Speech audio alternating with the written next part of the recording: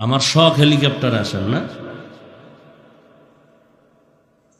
আমার মাদ্রাসার অফিসে বড় কাগজ লাগানো, হেলিকপ্টারে প্রোগ্রামের আবেদন করবেন না, বড় করে লেখা। এরপরে নিচে দিয়ে লেখা আছে, কেউ যদি স্বেচ্ছায় নিজের পকেটের টাকা দিয়ে একা আনতে চায়, জনসাধারণ থেকে একটা টাকাও কালেকশন করবে না, এই শর্তে যদি কেউ নিতে চায় দিনের স্বার্থে বিবেচনা করে দেখব। এই যে আব্দুর রহিম সাহেব হুজুরের নামটা আছে না, হিজলার মধ্যে তো একজন মুরব্বী, তার নাম এত নিচে কেন? ওয়াজ মাহফিল আসলে হেদায়েতের নিয়ত নাই, সব উল্টা পাল্টা হয়ে গেছে। আমরাও ঠিক নেই, আপনারাও ঠিক নেই, কমিটিও ঠিক নেই। ওই লেখছে কি হেলিকপ্টারে, কি লেখছে দাও এদিক দাও,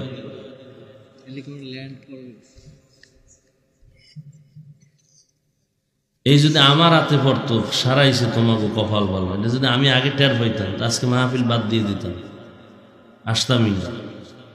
ওয়াজ মাহফিল একটা ফাইজলামি করার জায়গা না।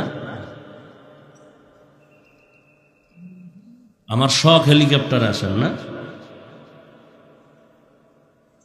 আমার মাদ্রাসার অফিসে বড় কাগজ লাগানো, হেলিকপ্টারে প্রোগ্রামের আবেদন করবেন না, বড় করে লেখা। এরপরে নিচে দিয়ে লেখা আছে, কেউ যদি স্বেচ্ছায় নিজের পকেটের টাকা দিয়ে একা আনতে চায়, জনসাধারণ থেকে একটা টাকাও কালেকশন করবে না, এই শর্তে যদি কেউ নিতে চায় দিনের স্বার্থে বিবেচনা করে দেখব। মাস্তানি করা ইসলাম নিয়ে না। আল আসরি ইন্নাল ইনসানা লাফি খুসর ইল্লাল্লাযীনা আমানু ওয়া আমিলুস সালিহাত ওয়া তাওয়াসাউ বিল হাক্কি ওয়া তাওয়াসাউ বিস সাবর। আল্লাহ রাব্বুল আলামিন বলেন, আসরের শপথ, নিশ্চিত পৃথিবীর সমস্ত ইনসান জাহান্নামী, কিন্তু যারা ঈমান আনয়ন করবেন, আমলে সালেহ করবেন এবং ঈমান আমলের দাওয়াত অন্যকে দিবেন এবং ঈমান আমলের বিরুদ্ধাচরণকারীদের বাধা প্রদানে সবর এখতিয়ার করবেন, এই গুণে গুণান্বিতরা জাহান্নামী নয়, বাকিরা সব জাহান্নামী। নবীজি বলেন, কুল্লু উম্মতি ইয়াদখুলুনাল জান্নাতা ইল্লা মান আবা। হে উম্মতেরা, তোমরা প্রত্যেকেই জান্নাতি, কিন্তু যারা মুহাম্মদকে মানবে না তারা ব্যতীত।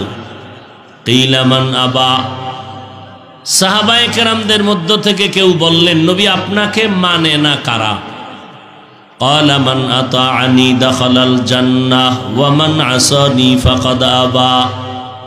নবীজি বলেন, যারা আমার অনুসরণ করবে তারা জান্নাতি, আর যারা আমার অনুসরণ করবে না, বিরুদ্ধাচরণ করবে, তারা আমাকে অস্বীকার করার কারণে জাহান্নামী। ওয়াল আসরে সূরাটা সকলের মুখস্থ করা একটা ছোট্ট সূরা। আমার মনে হয় এখানে এমন একজন আশেক নাই যে এই সূরাটা পারেন না। কোরআন শরীফ পড়তে না জানলেও শুনতে শুনতে সূরাটা মুখস্থ হয়ে গেছে। কথা ঠিক না? সূরাটা খুব ছোট, কিন্তু এর মহত্ব রহস্য অনেক বিশাল। যেমন চার মাযহাবের চার ইমামের এক ইমামের নাম ইমাম শাফিঈ রাহমাতুল্লাহ আলাইহি। তিনি বলেন, আল্লাহ কোরআনে হাকিমের মধ্যে ৬৬৬৬ আয়াত না দিয়া শুধু যদি আল্লাহ ওয়াল আসরে সূরাটা অবতীর্ণ করে দিতেন, আর জমিনের সমস্ত মানুষ যদি এই ওয়াল আসরে সূরার উপরে আমল করে চলতো, বিনা হিসাবে জান্নাত পেয়ে যেত। তাহলে সূরাটার পাওয়ার কত! আল্লাহ পাক সূরাটার শুরুতে কসম করেছেন, শপথ করেছেন, বিভিন্ন জায়গায় আল্লাহ শপথ করেছেন। শপথ কেন করলেন? আল্লাহর কোরআন সত্য না মিথ্যা? কত পার্সেন্ট সত্য? 100 আর 1000 বুঝি না, পৃথিবীতে যত পার্সেন্ট হতে পারে এর থেকেও আরো অনেক বেশি আমার আল্লাহর কোরআন সত্য, কোনো সন্দেহ নাই। কিছু কথা না বললে আমি আল্লাহর কাছে দায়ী হয়ে যাই মনে মনে একটু ভয় লাগে, এই কথাটা বললাম না, আল্লাহ মনে হয় আমাকে ধরে ফেলবেন। সেটা হলো আল্লাহর কোরআন সত্য, কোনো সন্দেহ নাই, কিন্তু এক মাওলানা সাহেব বলতেছেন কোরআনে জাল আছে। নাউজুবিল্লাহর আওয়াজে মনে হচ্ছে আপনারা ওই বড় হুজুরের মুরিদ।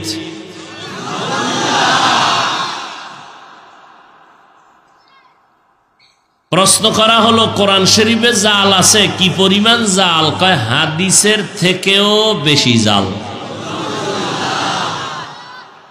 আরো স্পষ্ট করে বললেন ওয়াসসামাই যাতিল বুরুজ ওয়াল ইয়াউমিল মাউউদ ওয়া শাহিদিন ওয়া মাশহুদ। এই সূরাটা নাকি কোরআনের মধ্যে জাল।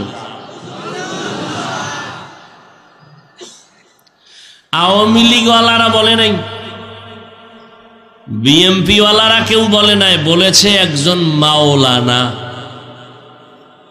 আমার মতো লঙ্গি পরা থার্ড ক্লাসের মাওলানা না, টপ লেভেলের যোগ্যতা সম্পূর্ণ টাইটেলওয়ালা মাওলানা।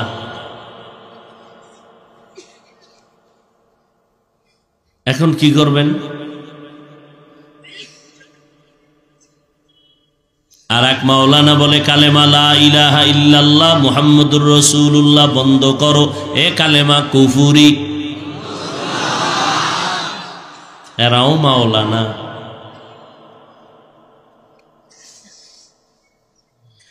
হায় হায় হায়, আল্লাহর কথা সত্য, কোনো সন্দেহ নাই।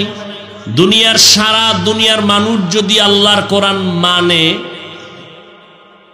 আল্লাহর কি পরিমাণ লাভ হবে জানা থাকলে বলেন। হ্যাঁ, দুনিয়ার মানুষ যদি কেউ আল্লাহর কোরআন না মানে, আল্লাহর কি পরিমাণ ক্ষতি হবে? আপনি মানলেন আর না মানলেন, আল্লাহর কোরআন তার নিজস্ব জায়গায় সত্য, কোনো সন্দেহ। আল্লাহ তো চ্যালেঞ্জ দিয়েছেন, যালিকাল কিতাবু লা রাইবা ফিহি, এর মধ্যে কোনো সন্দেহ নাই।